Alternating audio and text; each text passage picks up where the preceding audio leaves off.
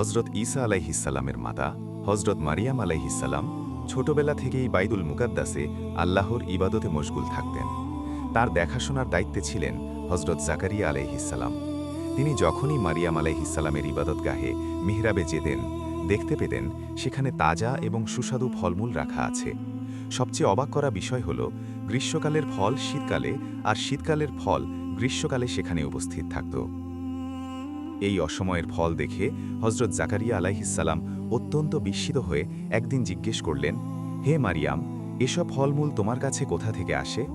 মারিয়াম আলাইহিসসালাম অত্যন্ত শান্ত ও দৃঢ় বিশ্বাসের সাথে উত্তর দিলেন, এগুলো আল্লাহর নিকট থেকে আসে। নিশ্চয়ই আল্লাহ যাকে ইচ্ছা অপরিমিত রিজিক দান করেন। সূরা আল ইমরান আয়াত ৩৭। মারিয়াম আলাইহিসসালামের এই ছোট্ট উত্তরটি হজরত জাকারিয়া আলাইহিসসালামের অন্তরে এক বিশাল নাড়া দিল। তিনি অনেক বৃদ্ধ হয়ে গিয়েছিলেন এবং তার স্ত্রীও ছিলেন বন্ধ্যা। সন্তানের কোনো আশা জাগতিক নিয়মে আর অবশিষ্ট ছিল না। কিন্তু তিনি ভাবলেন যে আল্লাহ অসময়ে ফল দিতে পারেন, তিনি কি আমার বার্ধক্যে একটি সন্তান দিতে পারেন না?